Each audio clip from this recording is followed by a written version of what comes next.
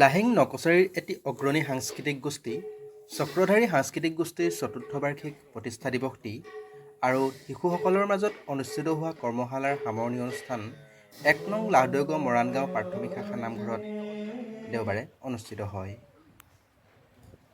পুৱা পতাকা উত্তোলন কৰে সাংস্কৃতিক গোষ্ঠীৰ সভাপতি বিদ্যুৎ চুতীয়াই। অনুষ্ঠানৰ লগত সংগতি ৰাখি ছাত্ৰ ছাত্ৰীসকলৰ মাজত আঞ্চলিক ভিত্তিত চিত্ৰাংকন আৰু কবিতা আবৃত্তি প্ৰতিযোগিতা আয়োজন কৰা হয়। বিচাৰক হিচাপে উপস্থিত থাকে নাট্যকৰ্মী পঞ্চানন দুৱৰা আৰু ৰূপজ্যোতি মহন্ত। সাংস্কৃতিক কাৰ্যসূচীৰ মঞ্চ উদ্বোধন কৰে যুৱকবি গোপাল কৃষ্ণ বাহুৱে।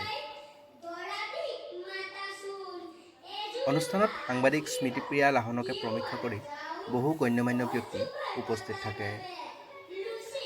সাংস্কৃতিক কাৰ্যসূচীত প্ৰশিক্ষাৰ্থীসকলে ভাওনা আৰু নৃত্য প্ৰদৰ্শন কৰি সকলোকে আপ্লুত কৰে। চক্ৰধাৰী সাংস্কৃতিক গোষ্ঠীয়ে সাংস্কৃতিক দিশত শিশুসকলক আগুৱাই নিয়াৰ উদ্দেশ্যেৰে আয়োজন কৰা 10 দিনীয়া কৰ্মশালাৰ প্ৰশিক্ষক হিচাপে শিল্পী দিগন্ত বুঢ়াগোহাঁই, হিতেশ বৰা, শুভ্ৰজিৎ বাইলুং, ৰিম্পী বুঢ়াগোহাঁই, মিণ্টু চুতীয়া, বিশাল শইকীয়া আৰু বিশ্বজিৎ গগৈ উপস্থিত আছিল।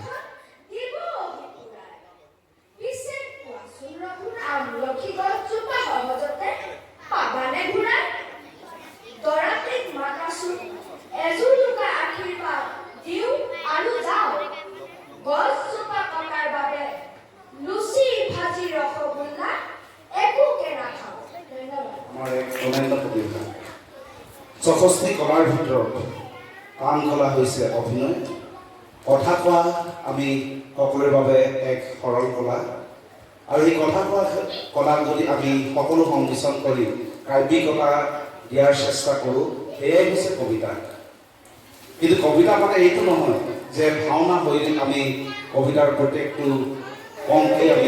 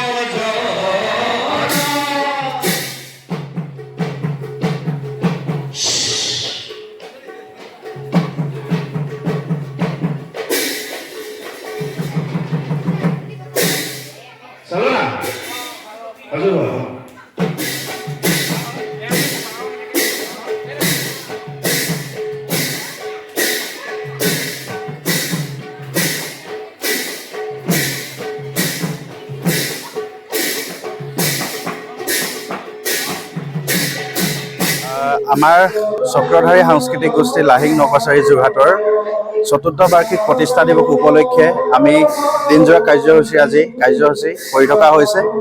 আমি প্ৰথম পতাকা উত্তোলন অনুষ্ঠানে আৰম্ভ কৰি এতিয়া বৰ্তমান আমাৰ প্ৰতিষ্ঠা দিৱসৰ লগত সংগতি ৰাখি 10 দিনীয়া এটি ভাওনা কৰ্মশালাৰ আয়োজন কৰা হৈছিলে। এই উক্ত কৰ্মশালাটি ইতিমধ্যে আজি প্ৰতিষ্ঠা দিৱসৰ লগত সংগতি ৰাখি সামৰণি অনুষ্ঠানৰ উপলক্ষে প্ৰশিক্ষাৰ্থীসকলে বিভিন্ন ধৰণৰ বাৰিৰহণীয়া সাংস্কৃতিক অনুষ্ঠান আমাৰ ইয়াতে প্ৰদৰ্শন কৰা হৈছে। আৰু ঠিক তেনেকৈ আমি প্ৰতিষ্ঠা দিৱসৰ লগত সংগতি ৰাখি শিশুসকলৰ বাবে প্ৰশিক্ষাৰ্থীসকলৰ বাবে আমি প্ৰথমতে চিত্ৰাংকন প্ৰতিযোগিতা, তাৰ লগতে 2টা শাখাত অনুষ্ঠিত কৰিছিলোঁ। তাৰ লগতে আমি কবিতা আবৃত্তিৰ প্ৰতিযোগিতা ইতিমধ্যে সমূহ কবিতা প্ৰতিযোগিতা আমাৰ আদায় হৈছে। এতিয়া ইয়াৰ পিছতে আমাৰ যি কৰ্মশালা 10 দিনত আমি শিক্ষা দিছিলোঁ সৰু শিশুসকলক, তেখেতসকলৰ দ্বাৰা বাৰিৰহণীয়া সাংস্কৃতিক অনুষ্ঠান ইতিমধ্যে আমাৰ ইয়াতে হৈ আছে। আৰু আমি বিশেষকৈ আমাৰ সাংস্কৃতিক অনুষ্ঠান বাৰিৰহণীয়া সাংস্কৃতিক অনুষ্ঠানৰ মঞ্চ উদ্বোধকৰ বাবে আমি নিমন্ত্ৰণ জনাইছিলোঁ আমাৰ স্থানীয় সাংবাদদাতা তথা কবি, আমাৰ সমাজকৰ্মী শ্ৰদ্ধাৰ গোপাল কৃষ্ণ বাহৈদেৱ, আৰু লগতে আমাৰ সাংবাদদাতা স্মৃতি প্ৰিয়া লাহন আমাৰ মাজত উপস্থিত হৈছিলেহি। আমি এই চেগতে সংবাদকৰ্মী 2জনক আমি আমাৰ শ্ৰদ্ধা আৰু কৃতজ্ঞতা জ্ঞাপন কৰিছোঁ। ইমান ব্যস্ততাৰ মাজত তেওঁলোকে আমাক এখন সময় দিয়াৰ বাবে।